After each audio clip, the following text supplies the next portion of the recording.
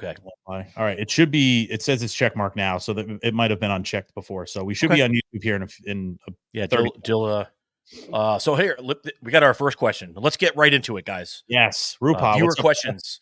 Big Russ on vacation right now. Hope you're enjoying yourself, buddy. Yeah. Our MLB owner is taking a stand against Snell, Monty, and Bauer. So it's funny you say that because we had a very good conversation about this in the chat group. We have a fantastic chat group, by the way. You guys wish you were in it.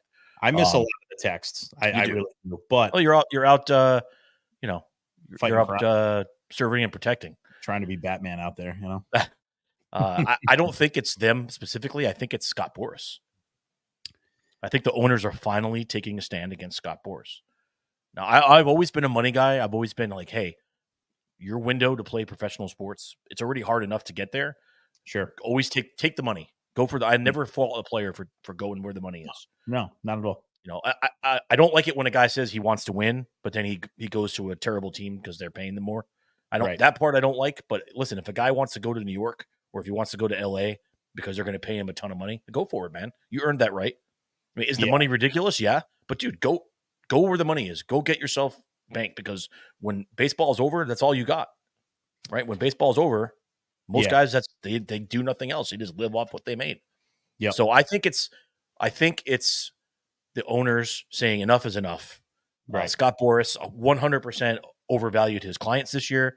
And this bodes good for the Yankees in a way. And I'm going to tell you why in a minute. Mm-hmm.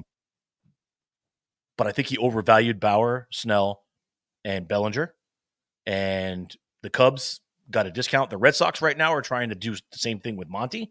Yeah. And listen, if Snell wants to win, if Snell really wants to win, he's going to come to New York because I think that he would be the missing piece to put us in position to win number 28. I'm not saying it will. We're going to win, but it will put us in position to win because it's a long season. Anything can happen. But that would make us the favorites in the American League at a minimum. Yeah, hang on, Scott, real quick. Yeah, I'm going to get to this, but there's somebody that wants to say hello real quick. Hey, what's up, buddy? I know you can't hear because you don't have headphones on. My son just decided to walk right in and say hello. He loves, for people who are watching that don't know, my son loves to come on and hang out with us every once in a while. He's the best. I know you can't hear. I know, but I know. To get back to your point, Rupa, that's a good question. I'm going to be honest with you. I think, hang on 1 second, Scott. I'm sorry. Give me 10 minutes. Okay, but come back in 10 minutes. I think I'm going to be honest with you. I think the one thing that screwed up free agency this year was Yamamoto. Yes. And, in the contracts that the Dodgers, they signed Yamamoto and then they have that unbelievable contract with Shohei Ohtani. So I think that played a huge part in a lot of this, especially with Yamamoto, because he set the tone for the pitchers. The guy hasn't pitched absolutely in the major leagues ever, and he got a gigantic contract. Meanwhile, in the wings, you got Blake Snell, who's won 2 Cy Young Awards, is coming off of a Cy Young Award season. Yeah. If Yamamoto wasn't in the picture, I think that Blake Snell would have signed with somebody months ago. Absolutely. But now we're in the situation where, and to be fair to Scott Boras, I mean, everybody knows Scott Boras if you know baseball. He's saying, whoa, wait a minute. Hang on. You got a guy that has been pitching in Japan who has never thrown a Major League Baseball in his career in the United States. He's making $350 million. But I got a 2-time Cy Young Award winner who just won the Cy Young Award. He's a lefty. He's a stud. And nobody wants to pay him. Right. So, also, I have a guy who was one of the anchors of the staff that just won a World Series. Yeah. And I also have a former MVP who's looking for a deal as well. Yeah. Yeah. This is, it's crazy. And obviously Bellinger just signed for, in my opinion, a very interesting contract with the Cubs. But, for Boras to come out and say, oh, well, the Cubs have plenty of money. Right. Well, listen, Scott, not for nothing. These big league teams are being a little bit more conscious about the money they spend because baseball, we hate to say it, I don't want to say it's a dying market. I think it's going to event. I think it's, I don't want to say it's dying, but look at the World Series this past year. One of the lowest rated World Series ever. Right. And it was 2 teams that were right. But it wasn't exciting. It wasn't a sexy matchup. You get the Dodgers, Yankees this year in October. It's a totally different ball game. You're going to see ratings will go through the roof. Right. But the thing is look how much money the Texas Rangers spent on their two guys, Corey Seager and Semien, and then made the trade for Montgomery. And they did all these things. They spent a ton of money. And did they get a return on that? I mean, yeah, they won a World Series, but if you look at it money wise, the ratings were down. And I think Scott Boras is in a situation where he's always been the guy that's going to get his guy top dollar, and he's not budging. And I don't think he's going to until his guys get what they want. And don't forget, too, Scott Boras needs to get his money. So the more money, that's where he's at. You know, I want my money. I get my coin. Absolutely. The more money that Blake Snell signs for, the more money goes into his pocket. So what are those guys getting? They getting like 30, 40%, maybe 35%. I got to look it up because we had this conversation last year about Ohtani and how much his agent would get depending on like what his contract was. But I mean, it's a decent amount. I mean, when you look at taxes and you look at how much money the agents are going to get, it's a lot. Absolutely. So, but no, Rupa, that's a good question, man. And not for nothing, you know, it's just one of those things where I can't believe that we are a week into actual spring training games and two of the best pitchers last year in baseball aren't signed. Yeah. It's crazy. It's nuts. Listen, if Snell, the rumor is the Red Sox are talking to Snell for Monty. That's a good move for the Red Sox. It doesn't do anything for them. It makes them a little bit better. But okay, so they'll lose instead of losing 70 games, they'll lose 68 games. Or or win. I'm sorry, they'll win 68 games instead of 70. If I'm Jordan Montgomery, I pitched great in the playoffs. I pitched great in the World Series. I was benched by the Yankees in the postseason the year or 2 years before that, because supposedly I couldn't pitch in the postseason. That's listen. When I'm ball don't lie, Notter. No, but he was not doing well. He wasn't, but now he's a proven postseason pitcher. Yes. And if I'm Jordan Montgomery, what is the value in going to the Boston Red Sox? Even say he even signs a 5-year contract or even 3. Jordan Montgomery is not bringing the Boston Red Sox to a World Series or even the playoffs. It's not even close. Not anytime soon. If I'm Jordan Montgomery, I'm going to Baltimore. Sign me up in Baltimore. I don't want to go play for the Yankees. I'm pissed at the Yankees. You know, send me. What about Texas? There's been zero talks about the Texas Rangers bringing him back, which is crazy about that. Which is crazy to me. Yeah, look out for. There's a team that I would think that might sneak in and snag him up. I think I know what you're going to say. I think the Phillies. I think the Phillies could sneak in there. I mean, don't let it be the Braves or the Dodgers, right? Because the rich just get richer. Yeah, my thinking was the Phillies or the San Francisco Giants. San Francisco Giants could be. Now, I think let's go back to Snell for a second, right? Because they've put out that it's down to the Yankees and the Angels for Blake Snell. Which, listen, the Yankees put their money out there. And listen, as much as we complain about it, I have to admit I respect for the Yankees. Instead of just throwing a bunch of money at the guy, they're like, look, this is our offer, take it or leave it. And I think it's a fair offer. Yep. Yeah, I do too. Yeah. They put it out there and say, take it or leave it. And if Snell wants to win, this is where he'll come. He'll come to New York. He'll come to the Bronx. Mm-hmm. He'll be our number 2 guy.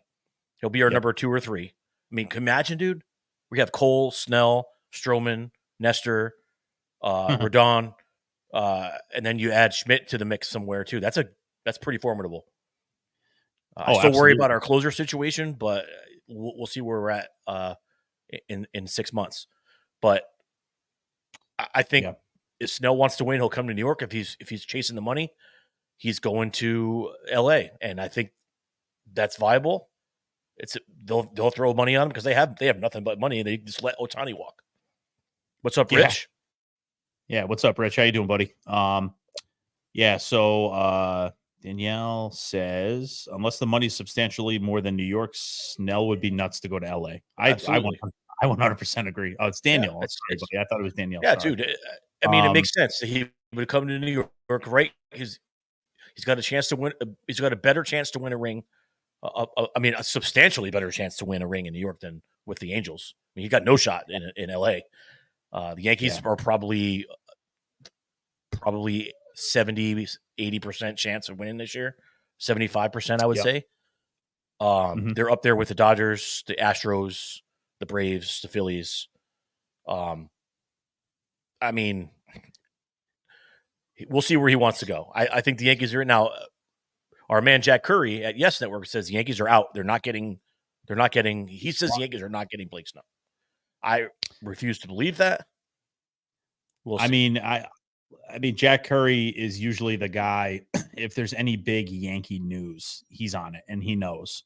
I trust Jack Curry as far as, what he brings to the table. I don't know where he got the information as far as Snell. The Yankees have pretty much moved on from Snell and Montgomery. I was never a believer that Montgomery would come back to New York just based on the way that he left. But at the same time, if I'm Blake Snell, I got traded to the Padres, which should have been a World Series team. They should have won on paper. They should have won the World Series. There's no question about it. For a guy like Blake Snell, who's a competitor, he's intense. He's a Cy Young Award winner. He's a stud. He's an ace. I want to go to a team that's going to win. Right. And if I think to myself, do I want to go back to the AL East and pitch for the Yankees? I pitched, for the Rays, whatever. I'm going to want to go to a team that's very close or is already a playoff contending team. I don't think the Yankees are going to budge more than they already have on the price for Snell. Right. Because let's address the elephant in the room. There's a guy named Juan Soto that they're going to want to sign, who's going to get an absolute monster deal. Let's before you continue, let me just say, now we're full circle, because now this is where I wanted this to go. Perfect job, Notter. Because now I said a few minutes ago that I wanted to bring this back to Juan Soto. And this is how it's going to help the Yankees. The situation with Snell, the situation with Bellinger and Monty. It's going to help the Yankees, because we saw how he overvalued his clients this year. Boris owns Juan Soto as well. Boris owns Pete Alonso as well. Mm-hmm. So I feel like he'll be going in. I mean, knowing Boris, he'll probably not give a crap. I'm still going in guns blazing, but he might be a little bit more cautious, throwing out the really big numbers right away, going out there. You know what I'm saying? Like, this might help the Yankees. This situation we're in right now in February of 2024 might help the Yankees come February of 2025. After the next season's over, when we're negotiating with Juan Soto. Because, listen, Soto's saying all the right things, but at the end of the day, the Yankees are going to have to put up the money. Just like if anybody wants Pete Alonso. Because anybody would be dumb to trade for Alonso right now. Because we had we had this conversation before today. And Kev, smart guy, Mike, smart dude. He's like, the Red Sox should trade for him. But why would you? Yeah. Because he's going to walk at the end of the year. Nobody wants to play in Boston right now with that situation. No. Fans are great. The Boston fans are fantastic. That's their only angle. But the ownership situation, the leadership situation in Boston it's less than ideal. Yeah. They have no direction right now. If Theo Epstein's back, maybe they'll get something. Yeah. But if he goes to the Red Sox trade for Alonso, he's a rental. He's not coming back in next year in 2025. So you just wait because the Mets are going to want to haul for him anyway. Yeah, and I mean, if anybody was going to trade for Alonso, it should have been last year at the deadline, right? Well, the Mets didn't want to get rid of him. Well, right, and the Mets are a complete dumpster fire as it is right now, and right. Oh, also gosh. In news, water is wet. Yeah, and the thing is the Mets would have wanted a huge haul for Alonso, and let's be real, Alonso is a great baseball player. He hits, obviously, everybody knows that, but is he a guy that's going to bring your team to the promised land? Is he worth all of the prospects? I don't think there was a team in the playoffs last year that if Pete Alonso was on that team, it would have made much of a difference, to be honest with you. But Kev brought up an interesting point with Boston trading for him. I don't think that would come close to happening, although it's a good idea. Well, they have Tristan Casas, though. And Ray brought up a good point. Tristan Casas is a stud, and he's going to be very good. Walking around the outfield with no shoes on. Yeah. No, I mean, it's interesting. There's a lot going on in the world of baseball right now, especially when you're talking about money and, the Boris situation with these guys that aren't signed yet. And there's a part of me, Manfred came out and said, hey, I think there should be a deadline. There needs to be a deadline. As far as free agents go, free agent signings go. Is that realistic? Not really. It's not. But the MLBPA will never allow that.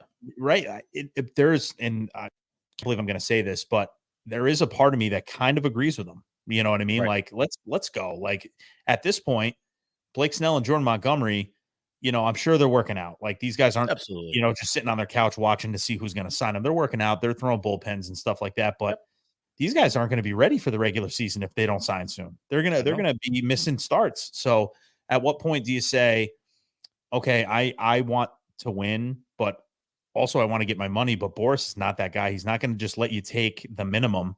But I do feel that, maybe by the end of the week, we'll see Blake Snell and Montgomery go somewhere, but it's not going to be long-term deals. I think you're going to see short-term, maybe 1 or 2 year deals maybe for these guys because nothing can get done. And we ran into the situation with Manny Machado and Bryce Harper when their free agencies were going on. And, since then, we've seen much bigger contracts and things like that. But like, you got to move it along a little bit. You know what I mean? Like something's got to give, but it does show you that these teams are being very conscious about the money that they're spending. Back to Rupav's point, is it the owners? Is it, what is it? Is it Scott Boras? I don't know. But we did finally see that Cody Bellinger got signed, 3 years, $80 million. He's got an opt-out after year 1. He's got an opt-out after year 2. Kind of an interesting move for the Cubs, but at least they got their guy back. He was great in Chicago. He's going to, I think, continue to be great. So we'll see what happens on that. Yeah, I mean, that was a good move by Chicago. He liked it there. The fans like him there. Wrigley's a great place to play. Why wouldn't you want to go back there? So they're a team on the rise too. I like it. Not or take your shirt off like Jason Kelce. Right? I don't know if anybody wants to see that. Although maybe people do. I mean, we'll see. It depends. People want to start throwing money my way. We'll see what happens. It's 100% my Halloween costume for this year, by the way. That's shirtless Jason Kelce with a bush light is with a Chiefs hat on is my Halloween costume for 2024. That's awesome. Coming to a trick or treat porch near you. Right. Scotzo as Jason Kelce. So real quick, Daniel brings up a good point too. Trout should be a cautionary tale for anyone thinking of signing with the Angels. They're mismanaged and they need more parts than I can count to realistically compete. Yeah, absolutely. It's a great point. Absolutely. It's a great point. Mike Trout is forever going to be one of the greatest players to ever touch, the Dan Marino of Major League Baseball. Yeah, hang on 1 second, Scott. I gotta let my dog out. My son shut the door. My dog is stuck in here. Hang on. So let me, while Notter's letting them out, let me bring up Dylan Cease for a second. Right, the Chicago White Sox have a stud pitcher that they said he's available, but any team that wants him, they're going to have to pay. The Yankees they've been talking about the Yankees being the right suitor for him, but the same name keeps coming up, and Notter, you're back. I just brought up Dylan Cease. I like him. Listen, Spencer Jones is already my favorite player on the Yankees, and he's not even on the roster yet. I am absolutely crushing on this dude. He is an absolute dude. He's going to be better than Aaron Judge. I'm calling it. Wow, he's going to be better than Aaron Judge. He's an absolute stud, dude, and he makes Aaron Judge look normal. I want to say he makes him look small. Makes him look normal. When they stand next to each other, they look like just two normal guys. They look like us standing there. I was listening to WFAN today, and they were talking about, it was Tierney was talking about Spencer Jones.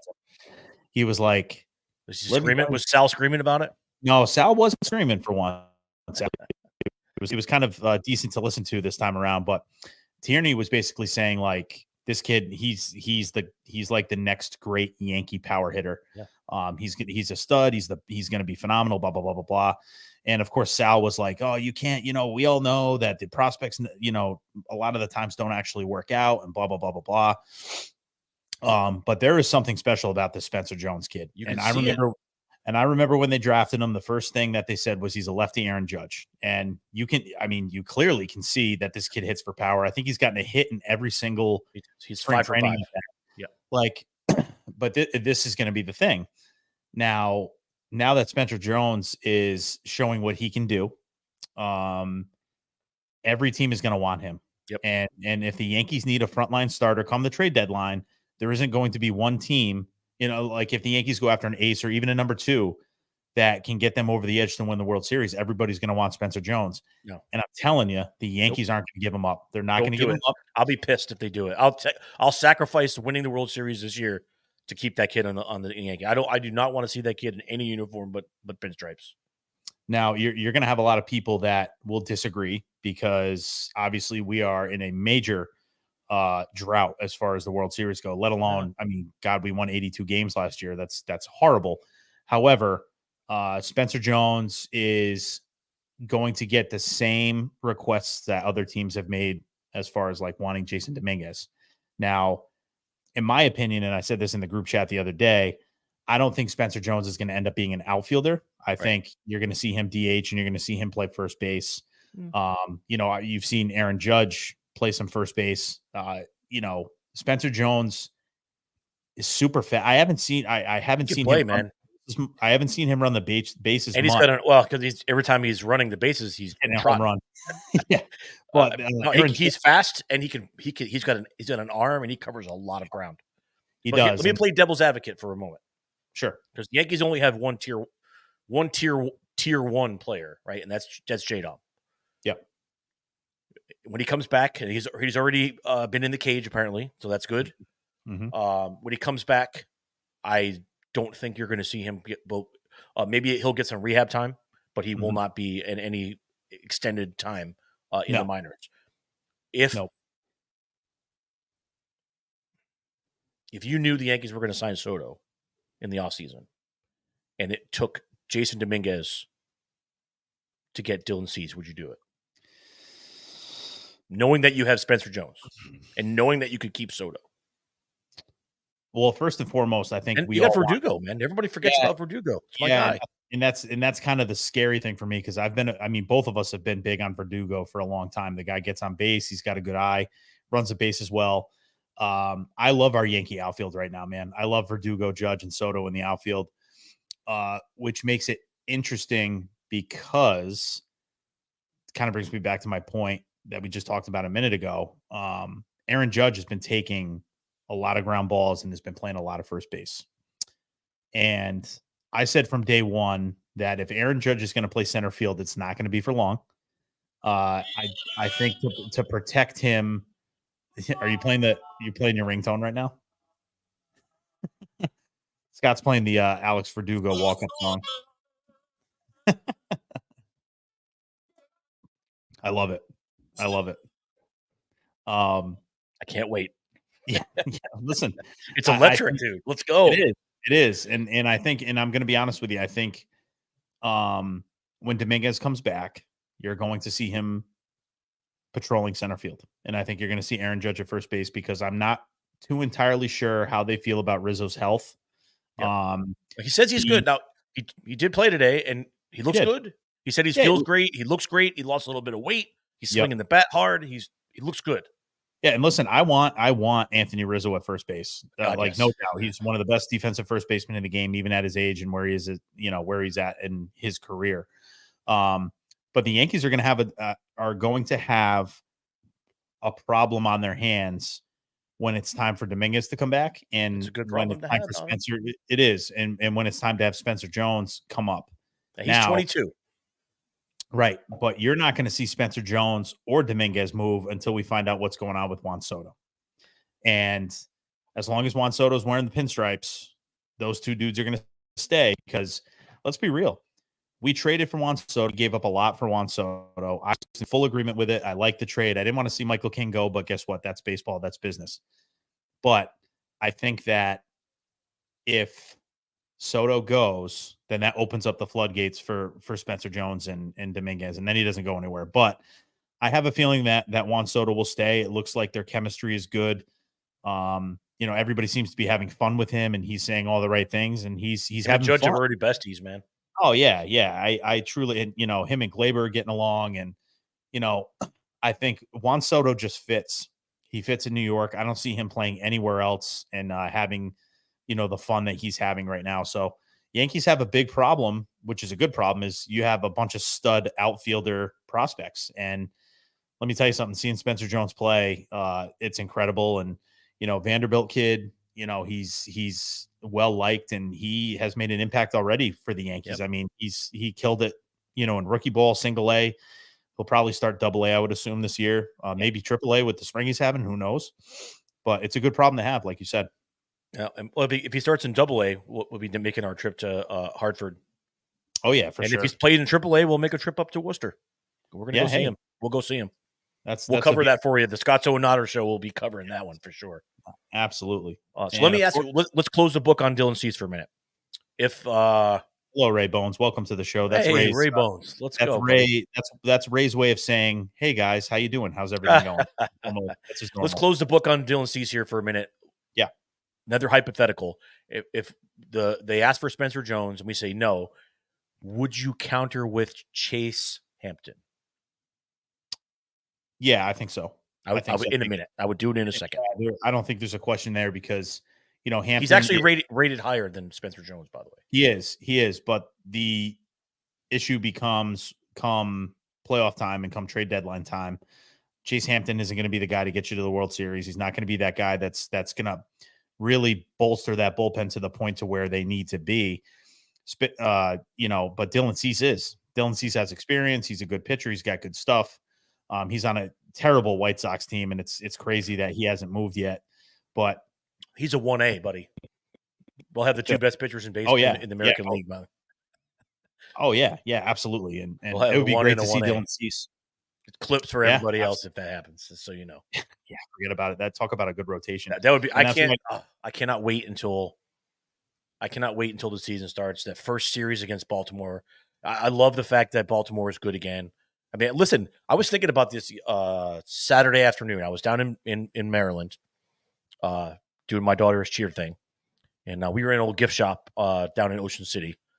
And there's a whole wall of Orioles stuff. Mm-hmm. I almost consider buying you something, man. Yeah? And I got to thinking, I'm like, that son of a bitch, man. He's a closet Orioles fan. I know it. Because he always talks about the Orioles. I think he actually loves the Orioles. One of my favorite players growing up next to Ken Griffey Jr. was Cal Ripken, and there was something about Cal Ripken Jr. that made me love the game of baseball. And if you don't like Cal Ripken Jr., there's something wrong with you. But 100%. I would say I'm not a closet Orioles fan. However, I hate them, by the way. I love Camden Yards. Camden Yards is gorgeous. I've been there. The first time I went was 3 years ago. I fell in love with the park, and there's a lot of history there. A lot of people don't realize how much. And I'm a baseball historian, and I would go to the Baseball Hall of Fame every year if I could. But I'm going off of what I saw 4 or 5 years ago with what the Orioles were doing with their prospects and their farm system, and just overloading with talent. And that comes with being one of the worst teams in baseball when you get the first pick in the draft every year for God knows how long. But I've been telling people, and Scott, that I've been saying it since we started doing this podcast, that the Orioles are coming, and they are a force to be reckoned with already. And getting Burns was such an unbelievable move for the Orioles. You have your ace, you have a leader who can pitch and can show some of these younger guys how to do it. And I'm not excited for the Orioles being in the AL East, but I am excited to watch these young kids that, Mountcastle and, Rutschman and all these guys. Rutschman's older than Juan Soto, by the way. I know. I didn't know that. I thought he was younger than Juan Soto, but he's not. That's the crazy thing. It's crazy. But yeah, I think the Orioles, they kind of surprised everybody getting Corbin Burns. I think great. So we'll see what happens, but he's going to be competitive as always. And, Ray says Santander. Santander is that dude's a certified Yankee killer, Ray. Super Yankee killer. Oh, yeah. Jackson Holiday, another great kid. Yeah, it's good name drops, Ray. Listen, the Orioles, you nailed it. The Orioles are what I like, the Orioles sold the team. They're going to be able to keep some of these kids, and the Orioles are not going anywhere, man.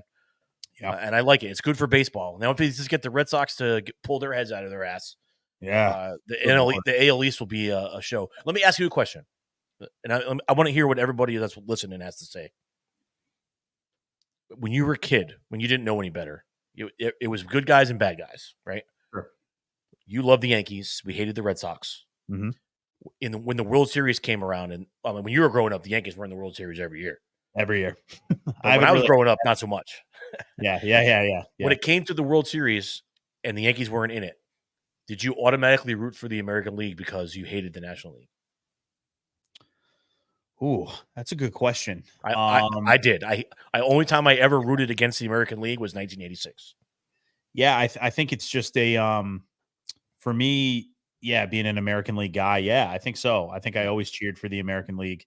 Also because the American I listen, I go back to, and I'm making myself sound old and it's really not that bad, but one of my fondest memories with baseball, not only being a Yankee fan and watching them go to the World Series and all that great, the 90s and the early 2000s, but one of my fondest memories of baseball was the All-Star game when the American League was so stacked and they actually wore their real uniforms. I'm talking like, you're looking at Manny Ramirez, Jim Thome, Alex Rodriguez, Ken Griffey Jr., Derek Jeter. Like you're looking at that All-Star lineup and you're like, mother of God. There's no, How did they not win? Yeah, right. Exactly. So I think that's a big reason as to why I was always cheering. If the Yankees weren't in it, yeah, I was going American League. I did root for the Marlins that year against in 95. Yeah. I'm sorry, 97. 97. Oh, 97, yes. Yep. When they beat us in the play, the Indians beat us in the playoffs. I was so mad about that. Yeah. Yep. That's like the first time Mariano, like he was a closer and he blew a game. Yeah. And we lost that game. Sandy Alomar Jr. hit a home run off him. Mm-hmm. Mm-hmm. And you talk about a team like that Indians team, Scott. It was so good.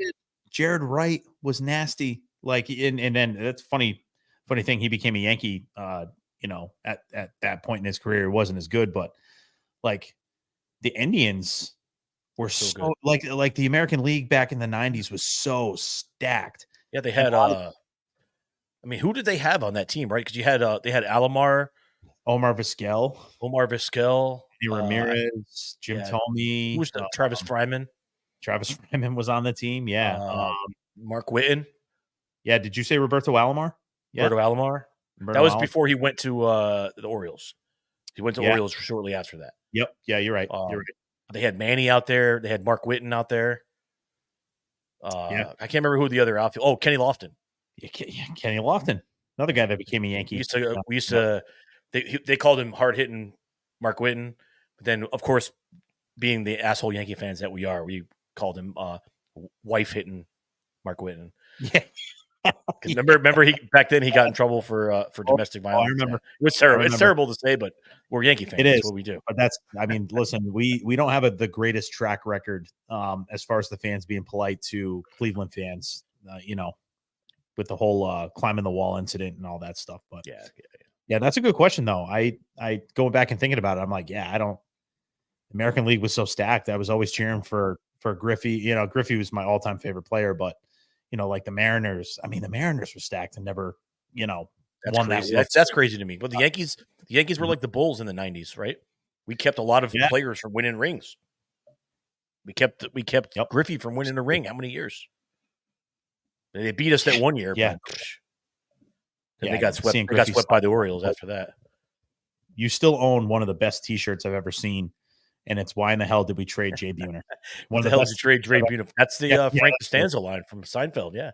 Oh, dude. They said that was when they went to Steinbrenner went to the Costanza's house to tell him that George was dead. Yeah. And he said, "Do you have anything to say?" He's like, "What the hell did you trade Jay Buhner for?" It's beautiful. Classic, dude. Yeah, classic. You used to have Jay Buhner Day where everybody would go to the ballpark and they'd shave everybody's head. Yeah, that was Bone. That's crazy. He was. People forget he was a Yankee, man. Yeah. Yep. Bone. He was a great player. I liked that dude. Yeah, good hard player. Absolutely. Yeah. Yep. For sure. That was quite the team they had in the late 90s. That was a great rivalry. Yeah. And actually, Rich brings up a good point. The bug incident with Jabba Chamberlain. I will never forget that. The midges. Oh God, I will never ever forget. Now, did you read the story about that? I think recently there was a story written about that, and they talked about why did the midges disappear in the bottom of the seventh inning? Because the Yankees were winning that game, if you remember, and Jabba had been lights out. Yeah, he was unhittable that whole year. He'd been lights out. Jabba was legitimately unhittable. And then the midges showed up. and then they were all up in his face, and they were spraying the spray, and it was spray. Now, Joe Torre said his biggest regret ever as manager of the Yankees was not pulling his team off the field during that game. Out of everything else that he did as a Yankees manager, the biggest regret he ever had was not pulling the team off the field when the midgets took the field. Now they mysteriously disappeared in the bottom of the seventh when the Indians had like a nest or something. They just opened up. Now in 2024, with all the conspiracy theories and the scripted morons, they would say, "Oh, the Indians were cheating."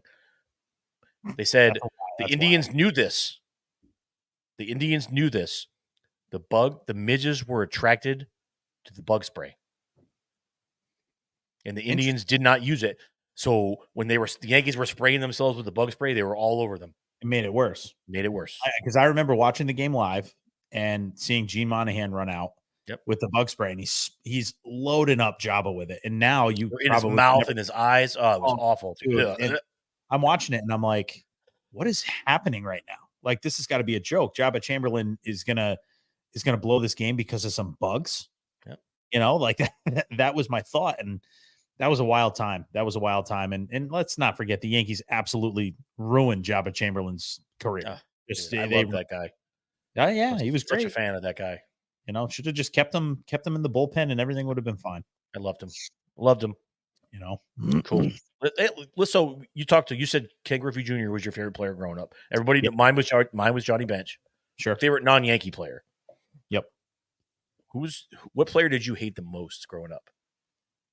Like every time he got up to bat, you just wanted to reach in the TV and so mine was by the hair. I hated Armando Benitez. Wow. Yeah, that's random. Yeah, well, I mean, he drilled Tino. He almost killed Tino Martinez. Oh, Armando.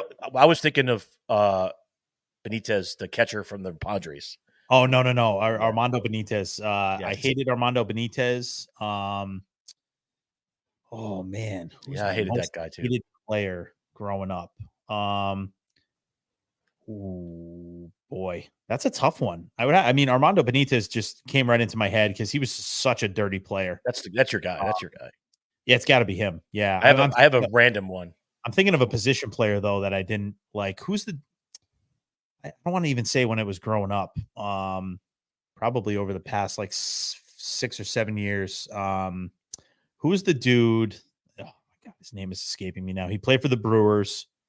Would always put on a show when he hit a home run, but he would either gonna have to. Yeah. You know what I'm talking about? Yeah. And that guy's name. Someone's got out there has got to know. He was such a shit talker. He was. Yeah. He wasn't that good. No, he bounced around a lot too. Yeah. But no, it wasn't Prince Fielder. Adam said Prince Fielder, not Prince Fielder. No, not. He was a Latin player. Gomez. Yes. Gomez. No, it was Gomez. I think it's Gomez. I think he even went to the Mets at one point. Yeah, somebody's going to bring it up. It wasn't Ryan Braun. Nope. Ryan Braun. I had no issues with. Someone's going to have it out there. I don't even know what. I think it's Gomez. I'm pretty sure. Yeah, I'm 99%. I hated him, but that was only like. It was not that long ago. Carlos Gomez. Yeah. There you go. I Big Rich with the answer. He sucked. I hated him, and he sucked as a baseball player. But his attitude was 10 times worse. And I hated Joey Bats, man. I hated Jose Bautista. Yeah? Oh, Jose. Yeah, I didn't mind Jose. No, that bat flip was electric, dude. I still hated that dude. But I have the most random because I grew up at a different time. I grew up in the 70s and 80s. I know who this guy is. I know who you're going to say. It's not a Yankee player. You think I'm going to say Pat Kelly, but it's not Pat Kelly. It's not Pat Kelly. It was. That's what I was thinking. No, it's Mike Greenwell. Mike Greenwell. Yeah. Played for Why am I having a tough time? He was the left fielder for the Red Sox. Okay. Hated Mike Greenwell. All right. Hated that Why? guy. Why did you hate him so much? Because he did something, whatever he would always do things, do good. He was a terrible player. He sucked. You ask any Red Sox fan who grew up in the 80s will tell you that Mike Greenwell sucked. Chris Holdren is here. Confirm it. Oh, AJ Brzezinski. That's a good one. Everybody hated that guy. Even his own teammates hated him. His mother hated him. Yeah, AJ Brzezinski. And if you guys haven't listened to his podcast, Foul Territory, he's actually a very entertaining podcast host. But yeah, he was a pain. I hated AJ Brzezinski too. Oh, Adam Scott says Mike Piazza. I liked Mike Piazza, man. He's a hero. He's a 9/11 hero in my opinion. Dude, as much as I despise the Mets, I loathe the Mets. Yeah, I liked Mike Piazza. Mike Piazza, he's probably my favorite Met. But I can't say Strawberry or Gooden because they're Yankees in my mind. Yeah. Chris fat truck racer. See, but Chris, he sucked when he was in the 80s, right? In the early 90s. I don't remember him. It was before my time, but he used to he would hit like 223 all season, but he would destroy the Yankees. He was that guy who would just one guy go 4 for 4 every time we played him. Yeah. I would say there's another guy that bothered me. Ken Griffey Jr. Yeah, Griffey was the freaking best, man. I know you love him. Shea Hillenbrand. That's super random. Wow. That's a name. That's a name drop right there. Shea Hillenbrand. I didn't like Kevin Youkilis at all. I despised him. And you want to know? Seeing him in a Yankee uniform has made me ill. I have a very interesting Kevin Youkilis story. Married to Tom Brady's sister, by the way. He is? He is. I didn't know that. It's Tom Brady's brother-in-law. Yeah. Christmas and Thanksgiving must suck. So I have a very interesting Kevin. And we're kind of like this is a good episode though because we're like going back into time, which I love. So I have an interesting Kevin Youkilis story. So when I was in college and I tore my rotator cuff after my first year, I was doing physical therapy in New London, and my physical therapist was somehow knew the head coach over in Cincinnati because Youkilis went to Cincinnati and played baseball there. So when Kevin Youkilis, at one point during the season, he got benched for something. He wasn't producing at Cincinnati, and he got benched for like a freshman or whatever. So Kevin Youkilis ends up getting drafted, makes his major league debut. He invites the head coach and his wife from Cincinnati to the game as like a thank you, like, hey, I made it to the big leagues. Hey, I got you guys tickets and we'll call, blah, blah, blah. So he sends out this invite, and this is coming from my physical therapist who knows, I want to say knew the coach at Cincinnati. And so Kevin Youkilis invites his head coach and his wife, hey, come out and watch me play. I got drafted, blah, blah, blah. It's his debut in the major leagues. They get there, and Kevin Youkilis did not get him tickets and actually told the front office not to allow him into the stadium because he got benched. He got benched. I think it was his junior or senior year for a freshman because he wasn't hitting or something. And that story stuck with me. See this here? What do you got? Who are you flipping off in that picture? Kevin Youkilis. I was sitting behind third base at Fenway, and I was like, every time Youkilis turned around, looked up in the crowd, I gave him the finger. That's awesome. I hated that guy. Made me physically ill to see that guy wearing pinstripes.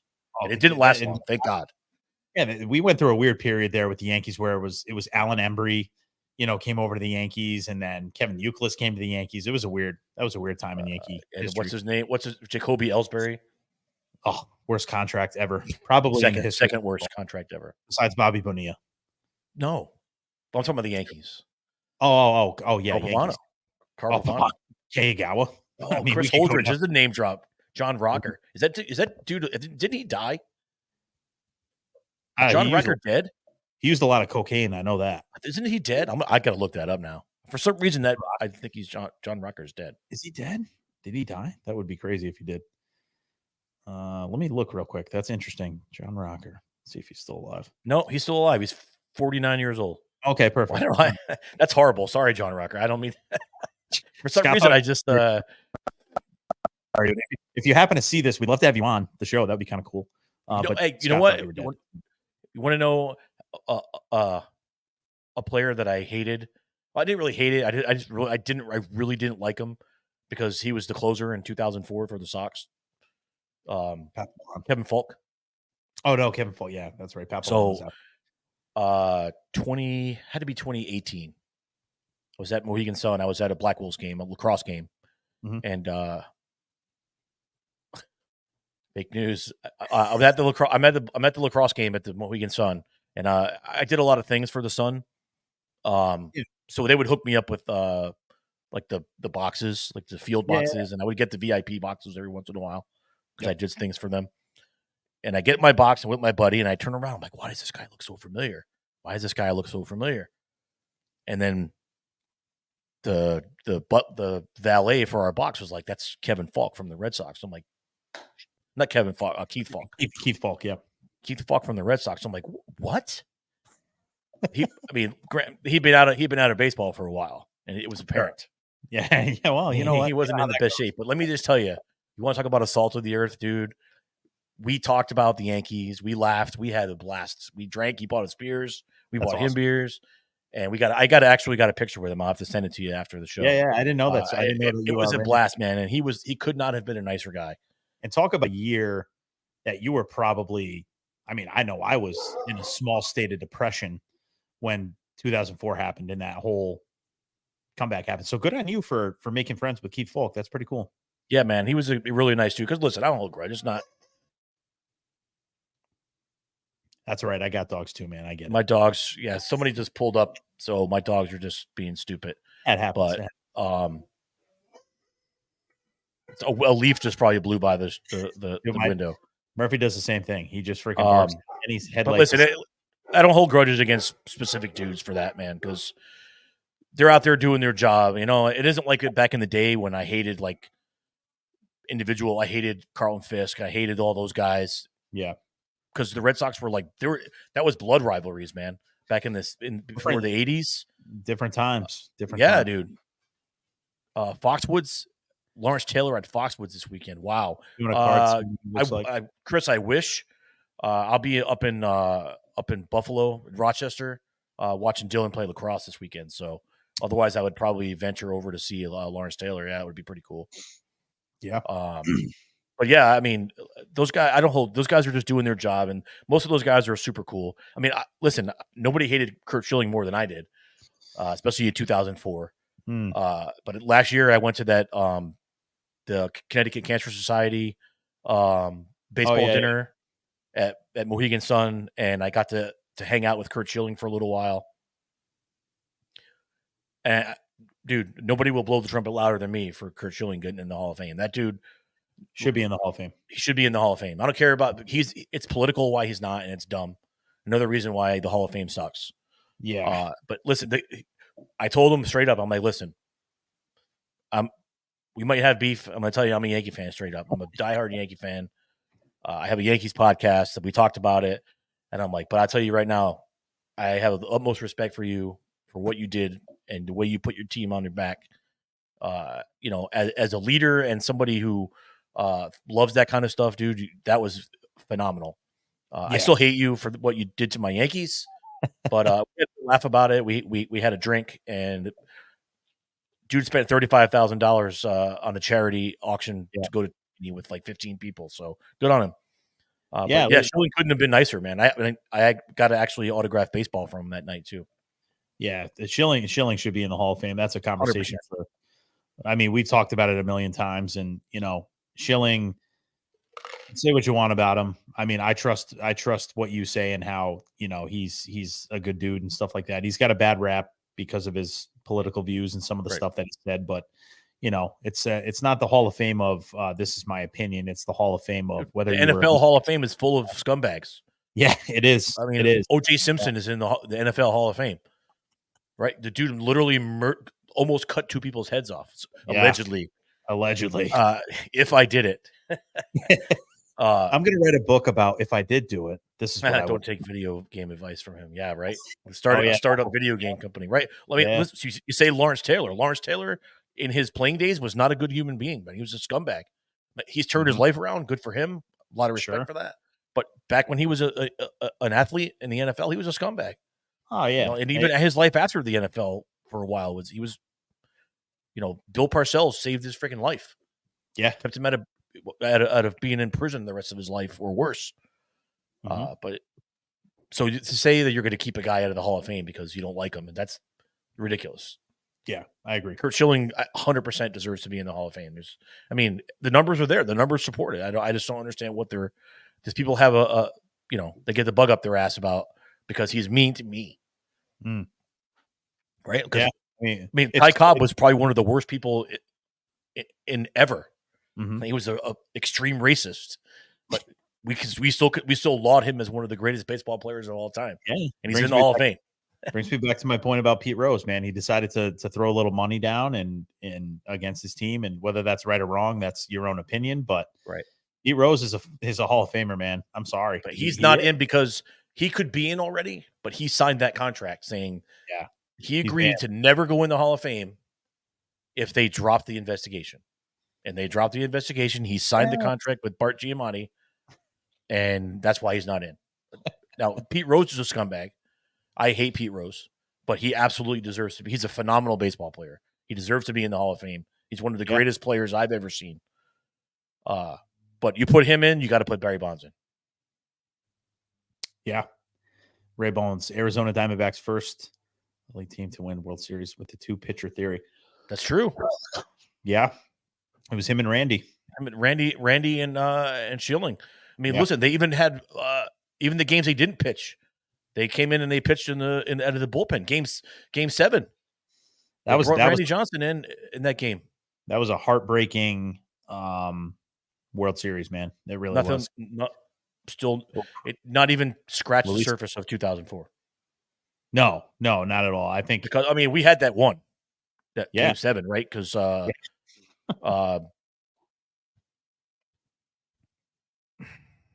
Alfonso Soriano hit the home run in the top of the ninth, put us up. Not to mention we were up 4 games against the Sox. So, well, yeah. Oh no, you're talking 3 games. I'm talking about. You're talking about the Red Sox, right? Yeah, we went back to Arizona up 3 games to 2. Yeah, right. We did, yes, and we got blown out. Yep. I mean, blown out. Luis Gonzalez, man. Luis Gonzalez with that little bloop single. I'll never forget it as long as I live. I blame that solely on Torrey. Yeah, but I mean, we had a chance to close them out in Game 6, and Andy Pettitte did not step up. He got blown. They got blown out in that game, and we absolutely owned Byung Kim. Like owned him. Oh yeah, they were not. Listen, they were not. Brenly was not putting him on the mound for Game 7. No shot. He could not get an out to save his life. Absolutely. I mean, Tony Womack, right? Chris Holdridge, Tony Womack. Tony Womack got that rally going in the 9th inning. Tony Womack, another obscure Yankee. He was a Yankee at one point. Rich Calabrini, bring back Barry Bonds era. Yeah. Oh, see, now we're getting into the steroid talk. If you know Scott and I, we've talked about this at length. We believe Barry Bonds was probably, in my lifetime, Barry Bonds was the best baseball player I've ever seen in my life. 100% There's no question about it. Without question, the greatest baseball player of all time. Forget about my lifetime, of all times. He's better than Ted Williams. He's better than Babe Ruth. He's better than Joe DiMaggio, better than Mickey Mantle, better than Shohei Ohtani. The greatest player I've ever seen in my life. And that was before steroids, Notter. Only 4 people have ever hit 40-40. Barry Bonds is one of them. Even Ray and I agreed on something. He's the GOAT, and it's not even close. It's not close. It's not. I will fight someone to the death. I will die on that hill. Yeah. Barry Bonds is the greatest baseball player I've ever seen. Yeah. Alan brings up a good point, and I've said this all along. Steroids don't make you see the baseball better. Steroids don't make you make contact with the ball better. And Barry Bonds was just an unbelievable natural talent that had the ability to hit the ball 150 feet. And not only that, you could talk about going back to his Pittsburgh Pirate days when he was fast and he stole bases and he still hit home runs. 40-40 guy. Yeah. Yeah. People forget about the fact that he played for the Pittsburgh Pirates, man. Yeah. Like he was unbelievable. I met him. 1988, Cubs Pirates. I was on the field for the national anthem holding the Navy flag. Yeah. It was the Pirates Cubs. It was supposed to be the first night game at Wrigley Field, but it got rained out. So they made us do the next day. And we went on Saturday afternoon game. And I got to meet Barry Bonds, like real quick handshake with all the Pittsburgh Pirates came and shook our hands. Yeah. And I remember, it was Barry Bonds, dude. And I loved him ever since then. I loved him. He said, thank you for your service. And I was like, yo, Barry Bonds is my guy. I was in boot camp, dude. I was like, let's go. Yeah, listen, I mean, it doesn't get much better than Barry, man. It's a shame that we're seeing this, but again, I talk about Alex Rodriguez a lot, and another guy that should be in the Hall of Fame. There's no question. It'll never happen. Roger Clemens should be in the Hall of Fame. Never happened. Like all these guys, and it'll never happen. It sucks. But that is the world that we live in right now. And until they decide to stop giving these writers that haven't written about baseball in 30 years an opportunity to vote for the Hall of Fame, nothing's going to change. Absolutely. You know, I mean, listen, going back to that, Barry Bonds was just the greatest all-around baseball player. He could do it in every aspect of the game, but he wasn't the greatest hitter I ever saw. The greatest hitter I ever saw was hands down Tony Gwynn. Oh yeah, yeah. Tony Gwynn was the greatest hitter I ever saw. I mean, the dude was unreal. Couldn't get the dude out. No. You weren't going to strike him out. Nope. Yeah, he was unbelievable. He was unbelievable. Good old days, man. Yeah. Now guys strike out 300 times a season. Yeah. We went down memory lane there quite a bit. I like that though. Sometimes you got to change it up because it is still only spring training, folks, right? Like there's not a ton to talk about as far as that goes. I think the biggest story in baseball right now is the fact that Snell and Montgomery are still out there. Chapman is still out there. The Scott Boras legacy lives on. But it's fun going down memory lane sometimes. I like going back and thinking about my childhood memories and watching some of these guys play, and it's why I love baseball so much, you know? Well, listen, I know we got to wrap this up, but I got to. It's itching to get out of me. Oh boy, here we go. To say it, man, because listen, we can go back to the old days of Boomer and Carton, where they said nobody cares about hockey, Boomer, but I care about hockey. Hockey is my favorite sport. And Rich, I hope you're still watching, buddy, because I'm going to say something. You're not going to believe I'm going to say it. He's watching. Matt Rempe, New York Rangers rookie. Oh my God. I hate the Rangers with the fire of 1,000 suns. But let me just tell you, this kid makes me love hockey even more because he is old school. Listen, the dude's played in 3 games. He's gotten in 2 fights already. He got in a fight last night against Columbus. He got in that epic brawl the other night against the Flyers, which was fantastic. And that was a heavyweight bout, my guy. Those dudes, that was an old time 70s, 80s hockey, freaking Donnybrook, baby. That was a huge, huge fight. And that kid, dude, he had 2 shifts and he was already fighting. Yep. Right. His first shift, he got a shot on goal, bodied somebody. In second shift, he's throwing bombs. It was an excellent fight. Even Alan's my other hockey guy. Alan and I could talk hockey all night. Alan's a big Red Wings fan. But listen, as big of a Devils fan as I am, I hate the Rangers so much. But man, I gotta tip the hat to Matt Rempe, man. That kid is an absolute stud. Now, let's see if that kind of hockey nowadays doesn't last too much, right? Because guys are bigger, they're faster. Yep, they're more athletic, they're more skilled than they were, right? Because back in the day, when that kind of hockey, you had a goon, that kind of hockey was prevalent. Now it's more a skill game. You only had a few guys that could play, the way guys play now. Right. Everybody's good now. So now that kind of, you have to be good and athletic, but to be a goon, right?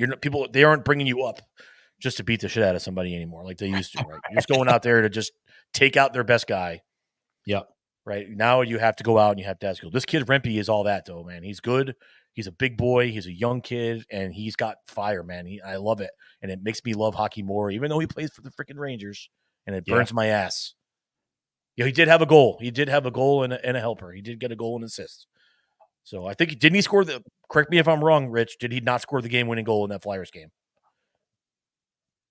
Because this is I can't stress it enough. I hate the Rangers, but this guy makes me want to watch the Rangers because my Devils are straight ass right now. They're not good. They blow the whole team up right now. Yeah. Just go anytime. Watch Frank's.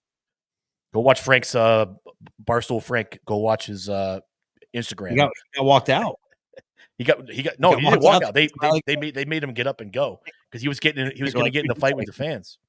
You got to go, bro. Yeah. And Frank's they let him come back. They let him come back. Yeah, that's fair. Yeah, but so I was right. He did get the game winner against Philly. So the Rangers fans love him. I will say this, Rich, who's watching the show, obviously, uses Facebook like Twitter. So he's constantly updating and like his feelings and all that stuff on Facebook, which I love because I'm not a huge Twitter guy. I get a lot of news obviously from Twitter, but Rich posted something about Rempe, and I'm like, and he's posting a lot. He's making a lot of posts, and I'm like, I got to look this up. And I saw the fight, and most of the people know that follow us know that I'm not a huge hockey guy. I don't have a favorite team, but I'll watch. Like I like watching the playoffs.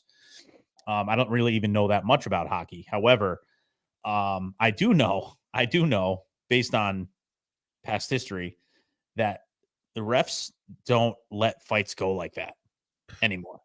Like, and I'm not stepping in that one. And I'm like watching this thing, and I'm like, yo, they're letting this go. And this is haymaker after haymaker after haymaker. I'm like, this is like watching Mike Tyson in the ring. I'm like, this is wild. And I watched the clip probably a dozen times. It was the talk at work today. Everybody was talking. Put it up. Let's put it up, by the way. Let's put it up on the show page. We'll put it up after. I'll make a little clip. But yeah, dude, what an unbelievable fight. And now everybody knows that the Rangers got this guy that'll fight, and they're going to challenge. Rangers are good, man. The Rangers are the best team in hockey right now. Yeah, they are. The Rangers are good. They just they lost yesterday, but before that they had won 10 games in a row.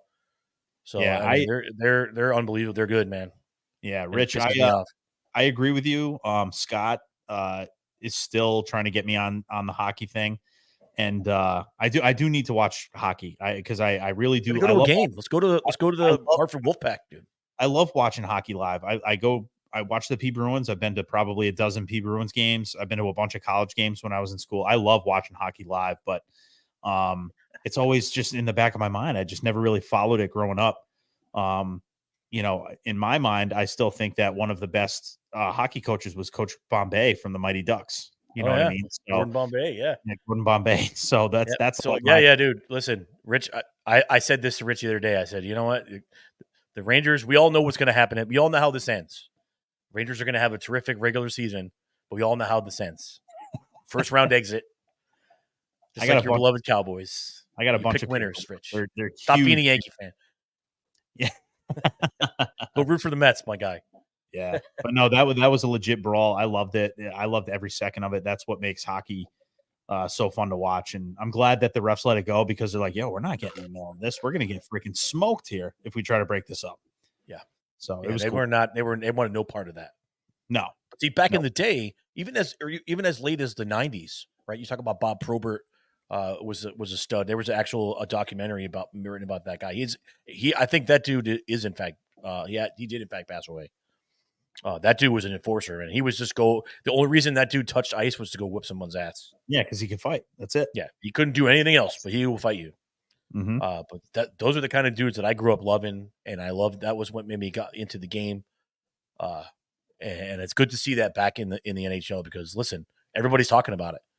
Bettman wanted to get away from the fighting and we'll go to a more skilled game and yada yada. But dude, it's hockey, and people want to see fights. People want to see fights. Yeah. That's what a lot of them. And listen, when you see one live, and you're in there and you're in it with the other fans, and it's fun to watch, man. It's always good. Ty Domi versus Bob Probert on YouTube. Yes, there's an actual documentary about Ty Domi versus Bob Probert. That they used to fight each other every time they played against each other. They would fight each other every single time. It was you knew when they were going off against each other, there was going to be fisticuffs. It's going to happen. You got to do Nodder. Just go on YouTube, man. Just hockey fights. There's actually a Facebook page of hockey fights. You can just watch every fight from every game. Yeah. Go watch the Colorado Avalanche versus Detroit Red Wings fight when the goalies fought. All right, it's the best when the goalies fight. Yeah, they're just Mike Vernon and Patrick Waugh. It's a good old fight. Yeah, the whole team was on the ice fighting. It was great. Nasty. He stabbed the guy with his skate. I got to get educated on hockey. It's a bloodbath out there, man. Yeah. These guys, they're fighting for everything. Gilmore. Yeah. Awesome. Cool, man. Listen, guys, we're going to wrap it up here. Thanks for tuning in. We miss you guys. We're going to be back. We're hopefully, listen, we got to get in a show next week because the week after that, I'll be down in North Carolina watching Dill play lacrosse. So nice. We're going to try to squeeze in a show next week if the schedule will support. Mm-hmm. But speaking of support, guys, we thank you guys for your unending support. We're coming up on 3 years, Connor. Yeah, it's a long. The name is different, but the faces are still the same. It's been 3 years together, and it's been awesome. And maybe we'll do a little anniversary show for our third season. So we'll see. We should, because all of our followers have stuck with us. Yeah, everybody's stuck with us since day one. We appreciate it, and like I said, we're not as frequent as we used to be, but when we do go on, we try to bring you guys the best show that we can. So we appreciate it, and I'm not sure if the hook is going live tomorrow or not, but if you guys are around Tuesday nights at 8:00, they usually hop on. I know they're deep into basketball right now. They're Ray and Smitty and Rupa, they're big into college basketball. So if you guys are interested in that, go check out the hook. I think, like I said, they usually go on Tuesdays at 8:00. So, but we're all busy people, so we try to do this as much as we can. But yeah, Scott, we'll definitely get a show in next week before you go. Hopefully we'll see where these free agents sign here, hopefully by the end of the week, and we'll bring you guys that as much as we can. But we do appreciate everybody that tunes in with us. And, it was a good show, Scott. It was a fun one. Absolutely. So, all right, guys. Well, we appreciate you as always, and we will update you when the next show will be sometime next week. So make sure you head over to Facebook, Instagram, YouTube, hit the subscribe button. We're on Apple Podcasts and Spotify, all that good stuff. And Ray says, yes, Tuesday. So they are on tomorrow. Check out the hook. Go check out the hook. They're good dudes over there. They're big football, basketball. Smitty is a huge Yankee fan. So we'll have to have him come on. Scott and Nader when the Yankees, opening day show. So, but other than that, guys, enjoy your night. Have a good week, and we'll see you guys next week. All right. Take care, guys.